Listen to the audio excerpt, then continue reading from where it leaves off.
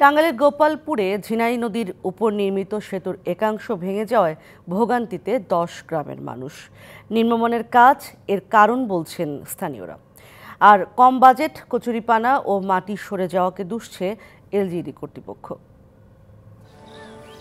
টাঙ্গাইলের গোপালপুরে বনমালী এলাকায় ঝিনাই নদীর ওপর সেতু নির্মাণ করা হয় 2006 সালে। গেল 5ই জুন পানির স্রোত ও কচুরিপানার চাপে সেতুটি ভেঙে যায় বলে অভিযোগ স্থানীয়দের। এতে দুর্ভোগে পড়েছেন নগদা শিমলা ইউনিয়ন সহ আশেপাশের প্রায় 10 গ্রামের মানুষ। এখন যাতায়াত করতে হচ্ছে ঝুঁকি নিয়ে। এটা পানার চাপে ব্রিজ হালকা হয়েছিল, ডিপ করা আসল না। নর্মালি ব্রিজ হলে পানার চাপে ভেঙে দেওয়া হয়েছে। আঙ্গ পারাবারের জন্য খুব কষ্ট, ভোগান্তি হচ্ছে যে যাওয়া আসার কষ্ট। ব্রিজটা ভাঙার কারণে যে বাচ্চারা স্কুলে যাওয়ার পাইতেছেন, আমরা হাট বাজারে যাইতে পারছি না।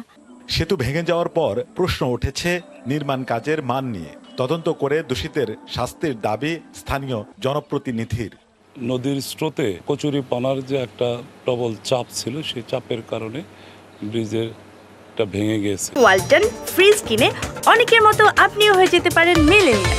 সেরা পণ্যের সেরা অফার। নিম্নমানের কোনো নির্মাণ সামগ্রী দেওয়া হয়েছে কিনা বা উপজেলা প্রকৌশলী কোনো গাফিলতি আছে কিনা সেটাও খতিয়ে দেখার জন্য কর্তৃপক্ষের কাছে আমি বিনীতভাবে আহ্বান জানাচ্ছি।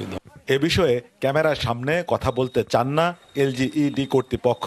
তবে মুঠোপণে কম বাজেট, কচুরিপানা ও মাটি সরে যাওয়াকে দায়ী করছে তারা। লো কস্ট প্রজেক্ট থেকে আমরা বীজটা করছিলাম, অনেক পুরানো বীজ, বিধায় এই কচুরিপানার চাপ এবং মাটির নিচের থেকে আপনার যে আমাদের পিয়ার ছিল, পিয়ারের নিচ থেকে মাটি সরে গেছে, তারপর জিনিসটা দেবে গেছে।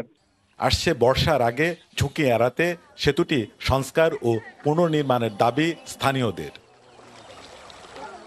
Sohel Talukdar, DBC news, Tangail.